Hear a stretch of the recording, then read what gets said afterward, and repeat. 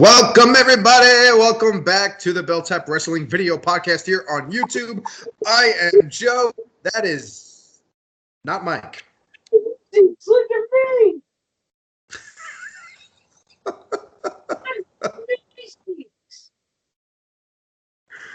It's an improvement, Mike. It's an improvement. You look good. There's Mike. Hey, Mike. Improvement? I didn't say that. I thought you did. I don't know where you heard that, but no. This, I think, we like to call the best damn uncle-nephew wrestling video podcast on internet history that we know of. That we know of. I mean, obviously there's no one better than us, but Right. there's no better uncle-nephew wrestling podcast better than us. But I tend to agree. I need you to be a little louder for me. You're just a touch low on your volume, but your hair is high, so your volume is low. I guess that's where we're going with that. How have you been, brother? I'm all right. I cannot complain. School is school. I'm on winter break right now. Thank God. Hooray. And you're getting a whole bunch of winter weather, haven't you? We have. We literally got like 4-5 inches of snow. That Wow. gone now. None of it is here. We're in a cold blast right now, but yesterday was about 70 degrees. It was gorgeous yesterday. Today, high was 34. So, Oklahoma weather. Really? Yes. Yeah. What can you do? So we've taken a break here. We just schedules, that's always the reason. It's unfortunate, but it is what it is. We have not aired since the Oklahoma City Raw. Is that right? Yes. I think it was the Raw before the Rumble. Raw before Rumble was Oklahoma City. I came on, I posted from the arena, and the following morning, I don't think we did a podcast that weekend. But either way, we're here. Hello. Be happy we're back. And hopefully we'll get ourselves back on the track here to do this thing weekly and consistently. So, what do you think? I'm a big fan of trying to be consistent with it again. Me too. I like it. All right, well, let's start talking some wrestling. What do you think? How about After that, AEW? Let's start with that. All right, Double or Nothing. It has been scheduled. MGM Grand in Las Vegas, May 25th. Sold out less than 4 minutes. yeah, shocker there. Because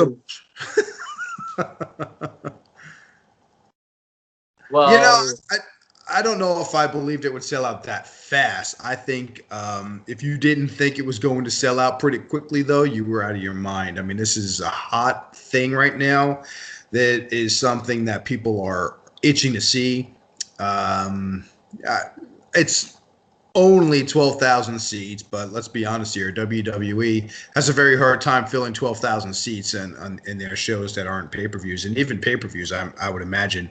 I don't have those numbers, but my favorite part about this sellout is Chris Jericho. This guy gets on AEW social media, and he absolutely takes 100% full credit for this sellout and for how fast this sellout took place. Nobody cares about Kenny Omega. Nobody cares about the Young Bucks. Nobody cares about Pac. Nobody cares about anybody but Chris Jericho.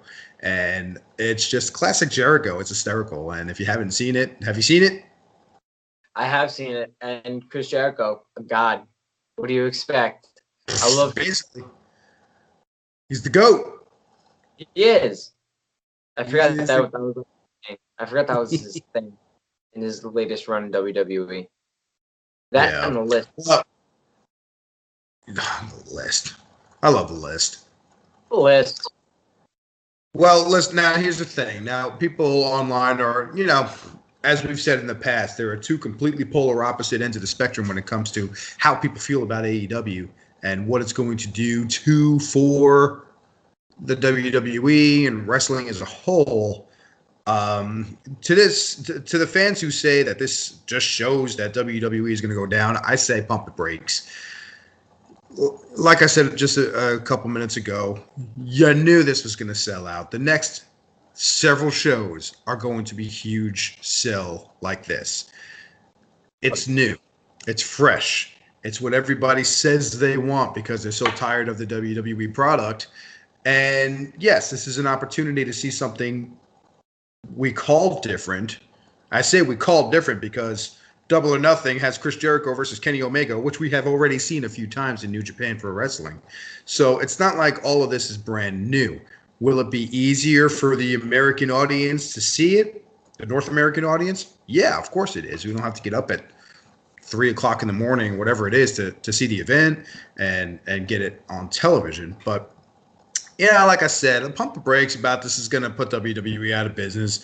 Once AEW starts running weekly shows consistently all the time, yes, it's going to, for a while, be the hottest thing there is. It'll eventually fizzle. I'm not saying it's going to die, of course. I hope it doesn't die. I'm pulling for AEW. But, again, pump those brakes, relax. It'll be a fun ride. Let's just enjoy it. Yeah, I'm actually pretty excited to see what AEW has in store for us. Should be good. Apparently, they got 2 networks right now that they're dealing with, and apparently pretty major networks. So yeah, we'll see. We'll see what TV brings, for sure. But in the meantime, we could talk about wrestling that is happening on a consistent basis. Yes, please. Let's do that. Please do that. This past Monday was February 11th. Raw came to us live from Grand Rapids, Michigan, where we saw Triple H and Stephanie already in the ring at the start of the show, and they are calling Becky Lynch to the ring. The man comes to the ring before they even introduce her. So what do? They want to apologize to Becky. Back last week, whereas Becky slapped everybody silly and got herself suspended indefinitely because she doesn't want to talk to doctors. I mean, hey, don't you hate it when that happens? Don't you hate it when you get suspended because, you can't talk to doctors and then you bitch slap the boss?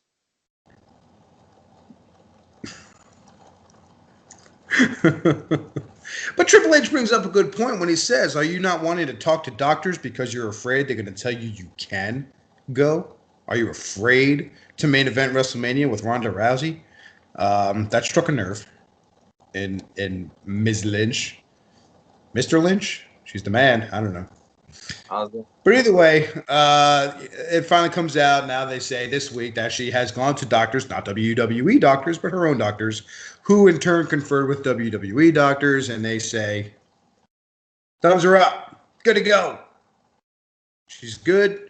Ready to go for WrestleMania. They will lift the suspension if Becky Lynch apologizes. She has to say, I'm sorry. Which, of course, she's the Stone Cold of today right now, I guess. So, no, I can't do that. Why would I want to do that and swallow my pride and blah, blah, blah, blah, blah. So they gave her till the end of the night to make a decision. Okay, fine. So we know that that's going to completely monopolize the show, which we'll get to here in a few minutes. What do you think about this segment, though? I mean, you got Triple H and Stephanie playing heel, but at the same time, if you take out the apology portion where they make her apologize, they talk sense, in my opinion. As an administrator in my line of work, I know I have to worry about liabilities. I have to worry about what's best for business, so to speak. And the things that they say as the authority figures, as the administrators, they make sense to me. Yeah, of course. And of course they're not going to want to be liable for anything that happens to Becky at Elimination Chamber. But, Becky always is starting to get that fire in her ever since she started this whole the man shtick, which, by the way, is golden. WWE, please do not let that go to waste, because if you do, I'm going to write something on Twitter very badly. I'm gonna aim to hurt You your shoot feelings. them. I'm gonna aim to hurt your feelings. Mhm. But no, Becky Lynch definitely should go through with it and headline WrestleMania with Ronda. So from there, we're going to find out later at the end of the show whether or not she apologizes and gets herself back into that main event at WrestleMania. Then we're going to have a women's triple threat tag match. Bayley, Sasha Banks against Nia Jackson Tamina against Liv Morgan and Sarah Logan, where the loser is first in the match at Elimination Chamber. This is the 6-woman Elimination Chamber match, tag team match, where the winner will be the first ever WWE Women's Tag Team Champions. I put that in quotes because it has happened before. They just like to ignore history. And this is, of course, what's that? Like the Cruiserweight Championship? Yeah, same. Like at WrestleMania 32 when they crowned the first ever women's champion.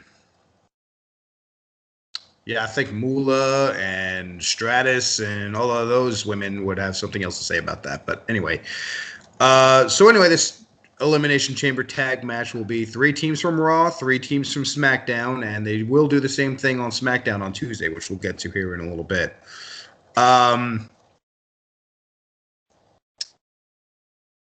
One note about this match, as has been, take minor bumps and not be involved in the matches. For those not aware, she was injured. She had a shoulder injury that occurred at the Royal Rumble in her match with Ronda Rousey. So they've been keeping her on TV in the story minimally as possible so that she doesn't aggravate the injury and can be ready for Chamber. That's the bad news. She's injured. The good news, last I read from the Bleacher Report, says that Sasha Banks is cleared. Good to go. Ready to rock and roll at the Elimination Chamber. Unfortunately for her, she and Bayley have to start the match because they lost this triple threat match. Exactly, because she had to walk out on Bayley.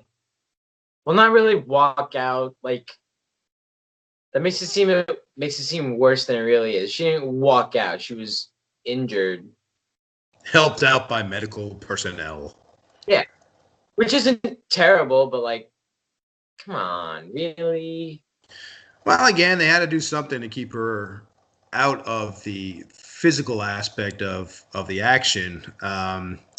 Weak writing, I think. I mean, all she did was take a knee to her head on the barricade. Not to say that is a no big deal kind of thing if it would have happened in real life, but we see this kind of thing all the time, and it just you 3 minutes later find an RKO out of nowhere. I mean, it was poor writing in my opinion, though I understand why they had to keep her off the physicality portion of the stories. So, but Sunday's going to be a long night for Sasha Banks and Bayley because they have to enter the match first. Nia Jax pinned Bayley in this triple threat match to force the Boston Hug connection to start that match first. What do you think about that? Terrible. In every sense of the word. Like,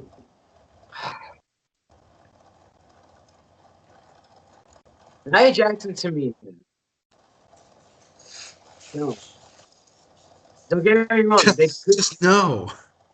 Don't get me wrong. They could have potential. They could possibly, maybe, have a little sliver of potential.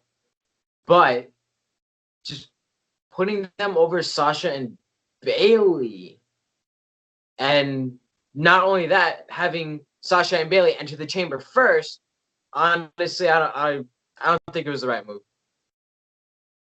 Well, we'll see. I think it might push to that underdog story that Vince loves so much, and we'll get to our Elimination Chamber predictions here in a little while.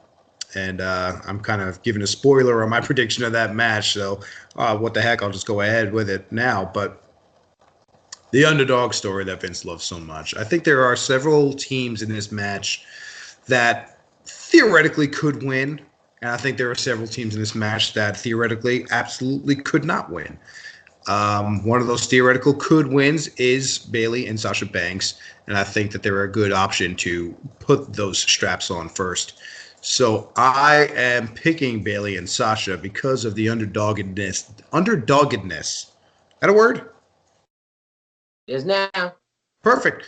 So that's my pick for that. But we'll get back to that in a little while. But that's my reasoning. So we move on. I digress. Elias, he keeps getting interrupted. All of a sudden, I don't know who he pissed off because he's just an abrupt heel turn. He is chasing around Jeff Jarrett and the Road Dogg. Now he's being chased around by Lucha House Party. He's just being treated as a joke again. He was hot, and now look at him again. He was. I love Elias as a babyface, but could this be like a possible maybe Elias is done with the company thing? I haven't heard anything about his contract expiring anytime soon. I've heard many names about contracts being expired soon within the next 12 months or so. His is not one that I have heard. That's good. Because at this point, I'm reluctantly walking with Elias. Well, if they keep booking him like that, I would be too. I really want to walk with babyface Elias because he's just more over. That sounds like such a bandwagon fan thing to say, but like Elias as a babyface is just, it's so much better for business. Heel Elias gets stale. He makes the thing with him getting cut off every time, the doo-doo-doo. Oh, my name is Elias. You all suck. This place I'm in sucks. You suck. You really suck. Yeah, I agree 100%. And what made it worse this time around is that he kept getting interrupted by video vignettes, not even wrestlers, authority figures. I want to say it was 3 interruptions total. 2 of them were video vignettes, a commercial into something else. They come back to him, and then Lucha House Party comes out, makes him look stupid, and on we go to the next segment. That's all it was. Yeah, basically. Elias starting to not really be over with the crowd, and like you said, he must have pissed someone off. Now, I hope that's the case, and it's just a minor temporary punishment. I don't know. We'll see. Finn Balor takes on Drew McIntyre. Pretty good match, too. Obviously, excellent athletes. Bobby Lashley was at ringside and interferes. Bell rings. Beatdown ensues. Out comes Kurt Angle. Oh, goody. Is he like officially out of retirement now? He was never in retirement, really. I mean, they played this thing off last week where he was supposedly going to announce his retirement, but then got interrupted by, was it Baron Corbin? That was McIntyre. One of the two. And in the interest of showing us something different, all the same players are involved in this particular one this week. So, with Angle, the nostalgia's nice, but his time has passed. He comes out to help Balor. Baron Corbin, he still works there. So does Braun Strowman, apparently. They both come out. They fight. And then in Teddy Long fashion, we have a 6-man tag team match now between Lashley, McIntyre, and Corbin against Balor, Angle, and Strowman. Do you care? Very little. The only thing that I do care about is the whole Kurt Angle skepticism type thing. Like, is he out of retirement or no? Like I said, I don't think he was ever in retirement. That answers my question. Therefore, I no longer care about the match. Well, for those who do care, Team Babyface won. Finn Balor pinned Bobby Lashley, which of course will lead into Elimination Chamber and probably on to, my guess is, a triple threat match between Lashley, and McIntyre at WrestleMania for the Intercontinental Championship. That's my guess. I would not mind that at all. If that were the case, I don't care who wins as long as it's not Lashley. But Lashley, it's pose down time, baby. Show him them double biceps. Come on, mate. Come on. I tell you what, in Oklahoma City, when I saw them put that little posing stage in the ring during the commercial, I knew exactly what was about to happen, and I wanted to cry. Because the opening segment with Lesnar and Balor and Strowman and McMahon, it was a great segment. And then, all right, now let's bring out Bobby Lashley to pose for us. Okay, great, thank you. I don't blame you, but no, definitely would not mind see Lashley somehow losing the Intercontinental Championship. I think he's a good paper champion, a good transitional champion. He's that heel people like to boo. People like to boo. I think that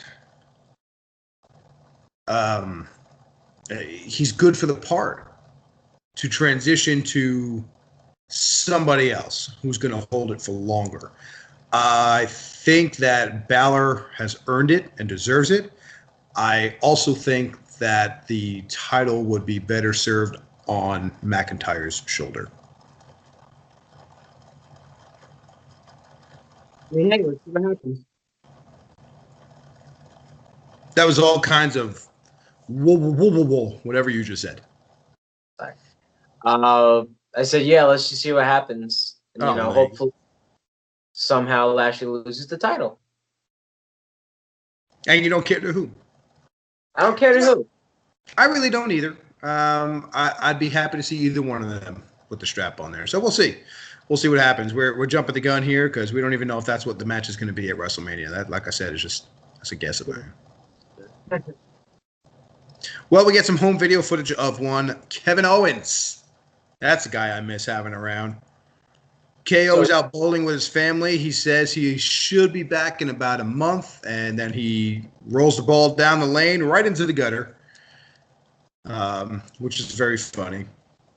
Yeah. I'm glad to see them put him on television, promote his forthcoming return. At the same time, I kind of wish they would do it as a surprise, even if it's before Mania, to put him in a WrestleMania program if he's ready in time. Like a surprise of it. Yeah, I understand, but hey, I'm just happy to see Kevin Owens come back. I love Kevin Owens. Kevin Owens was always one of those, like, he could play both parts very well. He was a better heel than a face, but he was not a terrible face. Definitely with his heel character, though, is where they should go. But according to one Bleacher Report, that is not the way that they are going, and they're making him return as a babyface. Well, we'll see. I hope that's not the case. Usually they go the wrong way. You look at when Seth Rollins returned from his long injury. He came back. He should have come back as a babyface, and he did not. He came back as a heel, totally shit on the crowd the night after he returned, and everybody hated it. It was terrible. And shortly thereafter, he became a babyface because Vince finally said, oh, that's what it should have been. Got it now. Sometimes I'm ashamed to share a birthday with that man. Anyway, Nikki Cross. She takes on Ruby Riott in kind of a who cares match. Ruby Riott slated to take on Ronda Rousey at Elimination Chamber for the Raw Women's Championship. Okay, kind of a throw-in, I think. Two things to mention here. Number one, can we decide if Nikki Cross is a babyface or a heel, please? Because did she not work as heel the prior 2 weeks? As long as she plays, as someone plays with Nikki, she's good. Maybe that's just it. She doesn't care who it is that she wrestles or goes in there with. Maybe that's the shtick they're going to play. It doesn't make a difference. Let's play. And She's Sister Abigail. oh man, I don't know what's going on with Bray Wyatt, but I think that Nikki Cross would have been a perfect Sister Abigail. Yeah. Yes. I would love to see that. That would be cool.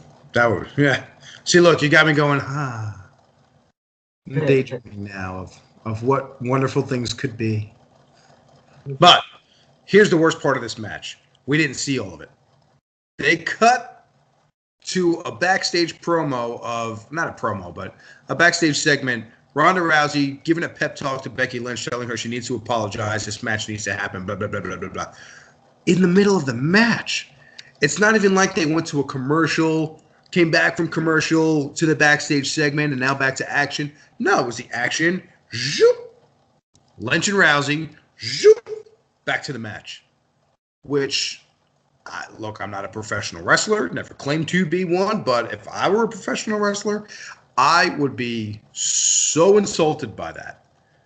You cutting my match in the middle of it on TV to go promote something that basically means nothing to this match. Yeah, I say basically because Ruby Riott is wrestling Ronda Rousey at Elimination Chamber, but that didn't even come up in the backstage segment portion. Rousey is completely, she hasn't said a word about Ruby Riott, that she's got to wrestle her at Elimination Chamber. She's completely overlooked her.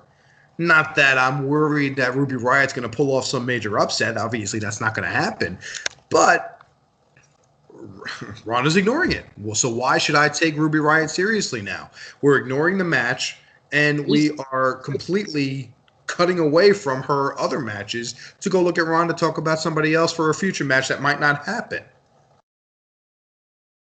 It's very easy to not take Ruby Riott seriously, but it's even easier to not take Nikki Cross seriously because she has no definitive I don't want to say character because she's like that, like kind of psycho bitch type person. Mm-hmm. But she has no definite storyline. She has no definite purpose, if you know what I mean. Mm-hmm. Like they're trying to figure out where she can be fit into right now. They don't know what to do with her. The same goes for all of these new NXT call-ups. They don't know where any of them are going to be going. We haven't seen Lacey Evans. Have we seen Lacey Evans since the Rumble? Nope. Heavy Machinery, we haven't seen in 2 weeks now. EC3, we're finally seeing. No, Machinery was on last Monday. This was the first week that they missed. You're right, because everybody went crazy that they dropped their last names. Like, who cares? But, yeah, you're right about that. All right, but they missed this Raw. EC3 is finally wrestling on TV. Lars Sullivan never made it. I heard that they canceled that. Is that true? Say it again. I heard that they totally scrapped that idea and wasn't calling them up. Okay, so here's what I've heard about the Lars Sullivan situation. So we all were told that he left while having an anxiety attack, and he left Raw.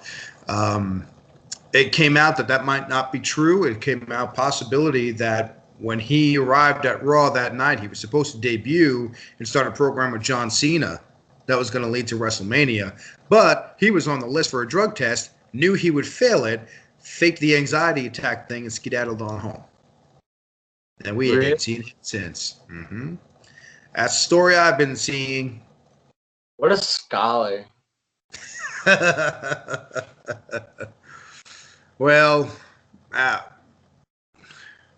you know. Comment below. Hashtag Scholar Sullivan. Scholar Sullivan. Scholar Sullivan. Comment section below. Well, so that's where we are. We got all these NXT call-ups doing nothing. I think Lacey Evans would be a good asset if they would use her. But back to your point on not caring about Nikki Cross is because they don't know what to do with her. You call up these people from NXT where they have a good run, they have a good story, they have a good direction. Vince doesn't watch NXT, so he don't know. And then these people show up, and he has no idea what to do with them. So it's unfortunate. Yeah. Seth Rollins, he comes out for a promo. He does a tired old Brock Lesnar isn't here, but I am. Paul Heyman comes out. He does his thing. Then Dean Ambrose comes out and says, well, he kind of inexplicably looks like he looks at Seth Rollins as though he respects him and simply says to him, I only got one thing to say. Slay the Beast. Puts down the mic, walks out of the ring, and sits down to wait for his next match with EC3. Reports all over the place pretty immediately was that Dean Ambrose he broke script during this segment. Which is a little... You can't really be surprised by it because evidently Ambrose is already on his way out of the company. So maybe he won't stick to the script because what are they going to do? Fire him? Not likely. I guess what he was supposed to say before saying to slay the beast, he was supposed to have talked about basically reminiscing about the Shield and things like that, which apparently Dean didn't think made sense to the character, to what was going on. So, like you said, what are they going to do? Fire me? I'm just going to tell them slay the beast so that story can progress as it needs to. And that's it. And the likelihood is they'll do nothing about it because what is there to do about it? Are they going to take him off TV? Maybe. They may as well. Quite honestly, they'll probably give him a rubber match with EC3 because EC3 won that match last week. This week, Ambrose wins with a roll-up. They need a rubber match. Maybe it'll happen in Elimination Chamber, and we don't know it yet, or it'll come after Elimination Chamber. But what are your thoughts? What do you think about EC3 so far? I don't know. Jury's out. Yeah. He isn't a total wash-up. At first I thought he was going to be, but, he has more potential than recent NXT call-ups. But that just remains to be seen. I need to see more of EC3. I tend to agree. I think he's got a lot of potential. At the same time, he's kind of dull to me. So we need to see more. Yeah, I'm with you. Good. We have Raw Tag Team Championship match, The Revival against Bobby Roode and Chad Gable. Let's go back just a few weeks. If you remember, The Revival asked for their release. I'm going to say 1 or 2 weeks before the Oklahoma City show, they did this. They were mad. The tag team titles weren't even showcased on that particular Raw. They don't like the direction of their characters. They don't like the direction of the tag division as a whole. Well, at Oklahoma City, I, for some reason, thought they were going to win the titles that night. It just kind of seemed to make sense to me when the match was happening. And I even said it. Everyone around us, I'm calling it right now, Revival, new tag champs tonight. Well, I was wrong. But that did happen this week. The Revival finally, obviously denied their release. We finally have the Revival holding gold in WWE. Well, 2 years overdue. Or a year or two overdue. Well, they were marred with injuries for quite a while, and they were out because of it. Each of them had their injuries, and they were off TV, so they were forgotten about very easily. They're not exactly memorable, is the word I guess I'll use. They're excellent in-ring performers. The characters, to me, are dull. Their look, to me, is dull, but they're excellent in-ring performers. They truly are students of the tag team game, and I think this is well-deserved, well overdue, and I hope that they have a run. Of course, we're talking possible AEW fears. They wanted their release because they want to go to AEW. But that's a good thing. That's what I was talking about a few weeks ago when I said this is good for the wrestlers. This AEW thing is good for the wrestlers because they can either go there, have other options, or finally be given an opportunity in WWE. Which technically could be good either way. Like, it can't really hurt anyone because Revival, they're unhappy with their current situation. They threaten to leave and go to AEW. Vince probably going like, no, you need to stay. You know, what will it take for you to stay? With the tag team championships on them. Which, I mean, I'm not arguing over. I definitely don't. I don't mind seeing the Revival as tag team champions. Quite the opposite. I love that they're finally tag team champions, but definitely not the way that they should get it. If you know what I mean. Sure. I don't know that I agree that Vince said, "What can I do to make you stay?" He didn't have to do anything. They have a contract, and if he doesn't want to release them from it, he doesn't have to. But to your point, yeah, how do I keep you from leaving when your contracts expire? Because once those contracts expire, if they're still unhappy, they're gone. The good is gone. So there we go. Now we got a show, by the way, that was loaded with all these backstage segments like I talked about with the Ronda Rousey and Becky Lynch earlier. Several other quicker segments of Becky Lynch getting unsolicited advice from people throughout the locker room.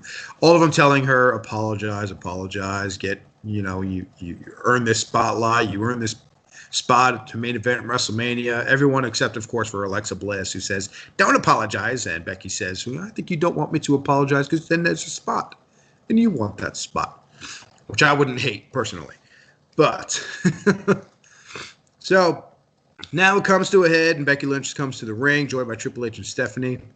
They kill some time the way they do, requesting that apology. And then at one point, Lynch is being quiet, thinking about it, looking around. The crowd starts chanting and cheering things to her. And Triple H says to her, what does he say? He says, to shut out the audience.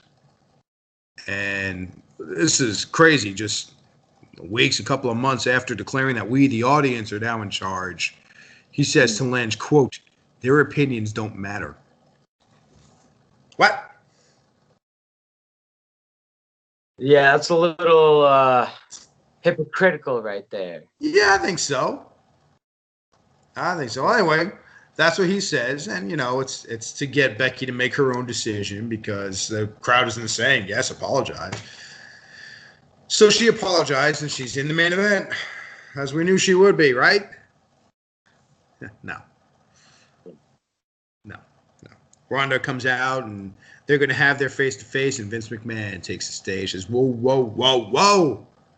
Tells Becky she thinks she's bigger than the WWE, has a bad attitude. And maybe Stephanie and Triple H were forgiving, but I'm not so forgiving. And suspends her for 60 days, which, of course, would expire 5 days after WrestleMania, which means she's out of the match. And he handpicks her replacement to be Charlotte Flair. Which is no surprise. Yeah, you just hit the nail right on the head. No surprise at all. Here's the thing. The internet broke on Monday night when this happened. Everybody lost their shit. And my question is, why? Because everyone wants to see Becky Lynch. And the fact that Becky Lynch got pulled because, just because, like, Mr. McMahon doesn't trust her or whatever, everyone is going to, send a tweet out to Triple H saying, hey, I am unsubscribing from the WWE Network because you took Becky Lynch out. But let's think about it like this. We, the IWC, the Internet Wrestling Connection, whatever, we think we know what's happening. We think we know the story, where it's leading. We think we know more about professional wrestling than we really do, let's be honest. But do we not all know that Becky Lynch will be put back in this match? Evidently not.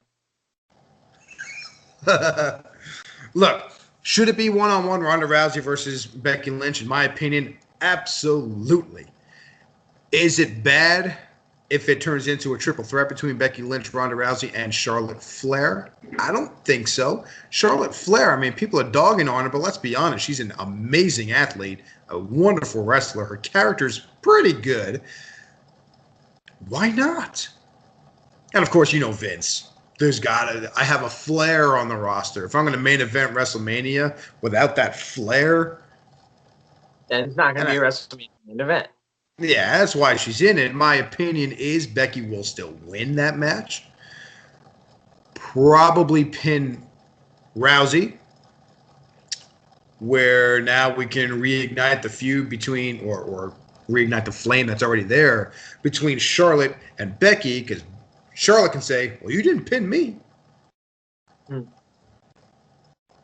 Easily. So I think that would be good because Charlotte and Becky do tend to put on good matches when they're in the ring with each other. So I don't see that harming the WWE in any way, shape, or form. I agree. And like I said, people losing their shit over Charlotte being put into this match, unless they truly believe Becky is out. And I don't believe that for a second, unless she actually is injured and they haven't reported, it hasn't leaked yet. There's no way, in my opinion, Becky Lynch will not somehow or another be written back into this match. She will be part of the main event when I believe the last match on that card at WrestleMania 30. So people chill. Just calm down. Woosah. Just relax. Just relax. It'll be okay. I said, so basically that's Raw. Nice. So that's Monkey Toe. Not terrible, but not entertaining. SmackDown there's not a whole lot to talk about because one of the matches lasted more than half the show. Pretty much. It was a good match. It was a great match. Can we talk about Kofi Kingston in a minute? Oh my gosh. Yeah. Absolutely amazing performance by Kofi Kingston. He was in there for the whole time. He fought Daniel Bryan first in this gauntlet match. Basically, it was like Seth Rollins a couple of months ago when he was in the gauntlet match and went as far as he did, or for as long as he did, and eventually got eliminated. Just as Kofi Kingston did here. And of course, the winner of this match would be able to enter the Elimination Chamber WWE Championship match. They would enter the chamber last. So Kofi finally falls to AJ Styles. Randy Orton's music hits. Out comes Orton from behind because he doesn't come out the entry. RKO out of nowhere. Quick pin. Orton gets that last spot in the chamber. Which is terrible. But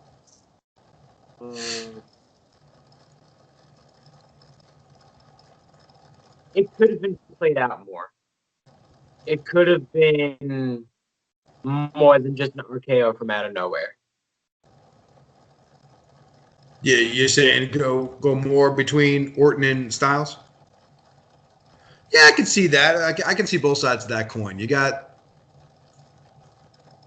you want to see some more action out of that.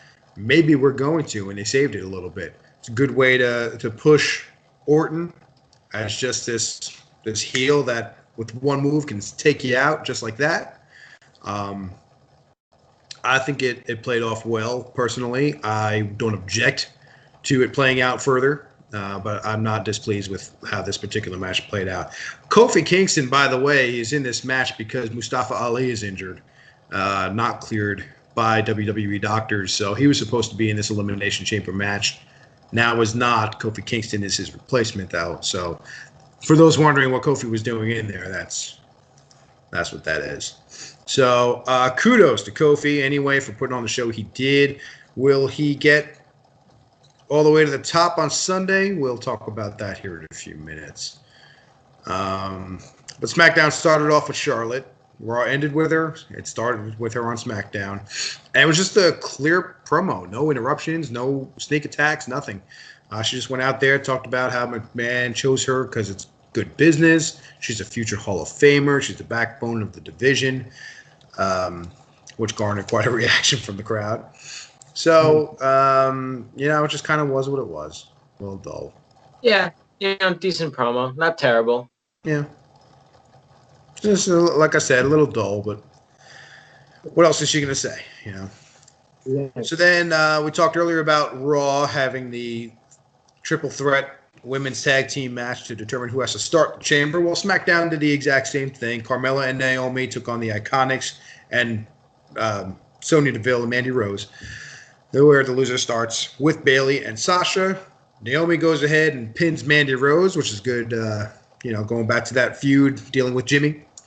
And boom, just like that, Mandy Rose and Sonya Deville will start the women's tag team championship elimination chamber match with Bayley and Sasha Banks. What do you think? There's not really much to think about that. Like, all right, they're going to start it. Wasn't really viewing them winning the whole thing. And basically that just kind of cements it. Mm-hmm.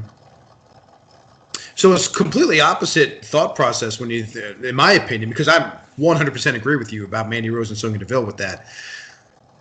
But I have the opposite feeling about Sasha and Bayley. That underdog story, but of course they've been around longer, they're more popular and all that. So, I think you're dead on when it comes to Mandy and Sonya. Okay. For sure. Miz and Shane McMahon for get ready. Are you ready? You ready for this? No, I'm not. Wait. All right. Now McMiz TV. I love it. I love it. Take my money. So simple, it's fucking genius. Okay? It is that simple. It is that simple. McDonald's should come out with a McMiz burger. What do they put on it? I don't know what they're going to put on it. No idea. They can figure that out. They're the culinary fast food experts. Me? I'm all about what it's called. And if you tell me, yo, I got a McMiz burger for you, sign me up. I'm going to eat it. I'm going to take it. It's going to be in my hands. I'm just going to eat it. Mm-hmm. You know how the New Day eats their pancakes? We eat our burgers. That's how I eat my McMiz burger. McMiz burgers. McDonald's, please. Hashtag McMiz burger. Comment section below. We need to hit up McDonald's Twitter. Tell them we need to tag WWE in it, as well as The Miz and Shane McMahon themselves. We need to start a revolution. I have no idea if McDonald's is a sponsor for WWE, but I see absolutely no reason why they can't make this shit happen. Exactly. Also, bring back the Szechuan sauce. Could you? Could you please? Please? You ever had it? Yes. Have you really? You know what? Put it on the McMiz. Put it on the McMiz. Comment section below. Put Szechuan sauce on the McMiz burger. See, now I'm hungry. One McMiz burger. I need a McMiz and a McRib right next to one another. I just blew your mind up, didn't I? Put ribs and Szechuan sauce on the McMiz. Do we even want to get back on track here, or are we just going to finish this show up talking about the McMiz burger? Because I'm fine with that. See, I want a burger. And whenever I want a burger, I eat a burger. I just don't have a burger to eat. All right, I need you to do me a favor. I need you to go to McDonald's. Not right now, but I need somebody with you recording you, and I need you to go up and order a McMiz. I need to see this happen. What do I put on it though to make it the McMiz burger? The McMiz burger, dude. Seriously, like go up and just, can I get a McMiz? And they can be like, a what? Do you not have the McMiz? And they're like, what? A McMiz burger. McDonald's should have the McMiz burger. Get me a manager. A McManager, if you will. Give me a McManager. I love it. So McMiz TV has the Usos as their guest. Let's talk about the Usos for a second, shall we? Well, one Uso in particular. Jimmy Uso had one too many McMizzes this week. Well, long and short of it is that he got himself arrested in or near Detroit, Michigan. Drunk and disorderly, basically, is what it was. Evidently, Naomi was driving the car. It has not been said that she was intoxicated in any way. Matter of fact, I doubt she was because no one talks about a Naomi arrest. But Jimmy Uso had been drinking, apparently, allegedly been drinking. There was a smell of an alcoholic beverage coming from the vehicle. She got pulled over, by the way, because she was driving the wrong way down a one-way street. Oh, excuse me. Allegedly driving the wrong way down a one-way street. Cops pull her over. They smell the alcohol. They ask her to step out of the vehicle, and she's cooperative with them.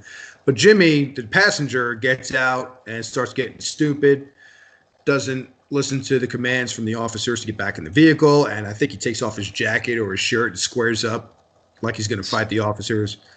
I believe I read that a taser was pointed toward him but never deployed. So just holding that taser up made him say, okay, I'm done. Get me a McMiz. I'll have a McMiz, please. And the officer said, no, I'll have your hands behind your back, please. And they put on the bracelets. So WWE issued a statement that essentially says, hey, what he does on his personal time is his personal business, which tells me there aren't going to be any repercussions for his actions. Let's be fair. He is innocent until proven guilty. But it is what it is. I mean, this particular segment happened prior to the arrest, so it doesn't show anything to give us an idea of whether or not that they're going to go down on this. But let's be honest here. They have to continue on with whatever their storyline is that, in my opinion, is going to break up McMiz and have them wrestle each other at WrestleMania. So you got to get the belts off of them at some point somehow. What better time and place than that Elimination Chamber to put the belts now back on the Usos and have a Mick Uso party? A Mick Uso. I'm saying Us. Saying Us. It was actually an okay segment. It was kind of funny. They did the tag team test where they asked questions about each other, and the Usos, of course, knew all the answers. McMiz had no idea, so he's whispering things. Miz is whispering things to Shane to answer. It was comical. It was funny, cute, whatever you want to call it. And then Miz makes mention to Jimmy about Mandy Rose, which now the comedy is gone, and Usos get pissy and double super kick. Down go the McMizzes. And end of segment. Yep. So that was basically SmackDown. After that was the Gauntlet match that we have already talked about. So let's move on to this coming Sunday, which is the 17th, February 17th, Elimination Chamber, coming live from Houston, Texas. There are not a lot of matches announced, but we're going to run down what we have and give our predictions. There are a handful. We're going to start off with Buddy Murphy versus Akira Tozawa for the Cruiserweight Championship. Personally, I would love it if Buddy Murphy won. Mm-hmm. Because we don't need Akira Tozawa as Cruiserweight Champion. You know, it's hard for me to still, to this day, look at Buddy Murphy as a Cruiserweight, let alone the Cruiserweight Champion because of it. There's no way that guy weighs 205. He's like at the border. Like he has problems with like maintaining under 205. Like he's just at that limit. He's like 203 or some shit like that. He's that jacked. muscle weighs more than fat, and that man is negative 17% fat. Basically. That's a thing. It is now. If it wasn't, it is now. He has not ever eaten a MCMIZ in his life. No. We need to. That's it. We have to go to Elimination Chamber and give everyone a MCMIZ. McDonald's, why isn't this already happening? Has nobody sent you any texts, any tweets, emails? We're going to make this happen. Okay, so your pick for Buddy Murphy and Tozawa. Buddy Murphy. I'm with you. I agree. I think he's going to be hard-pressed to beat anytime soon. He's got a good thing going on there. What they should do, they should bring Adam Cole into 205 Live. No, they shouldn't do that because that will kill Adam Cole, and I love Adam Cole, baby. It would not kill Adam Cole. They 205 Live will not kill Adam Cole. Are you serious? Yeah, I don't think it would kill Adam Cole. They'll do what they did with Mustafa Ali. Yeah, they took him off 205 Live to make him relevant. Yeah. Well, then what are you putting Adam Cole there for? But because I would have bet Adam Cole weighs a good 230. Well, I mean, if he were to lose, 20-something pounds. Hey, you do mat wrestling. You tell me how easy it is to lose 20-something pounds. Like that. Not as hard as people put it out to be, but it's a challenge. Yeah. I see Monday night after WrestleMania this year, the entire Undisputed Era debuting on Monday Night Raw. Oh, yeah, easily. Is Adam Cole's not the North American champion? Nope. Johnny Gargano is now the North American champion. Johnny Gargano. Johnny Takeover. All right, Strowman versus Corbin. Do you care? I don't care, but let's go with I'm gonna go with Corbin because it doesn't make any sense. So that's my pick. Bobby Lashley versus Finn Balor for the Intercontinental Championship. Before we go there, you were about to say something, I think, about Strowman and Corbin, so please go ahead. It only makes sense with what? Corbin winning? It doesn't make sense, and that's why I predict that. I'm going to go out on a limb. That's my out on a limb prediction. Hey, I'm down. All right. Lashley and Balor for the IC title. I want Balor to win, but Lashley's winning. Same. I have to look at it as me not getting my hopes up and then being twice as disappointed. Yeah. I want Balor to win, but Lashley's winning.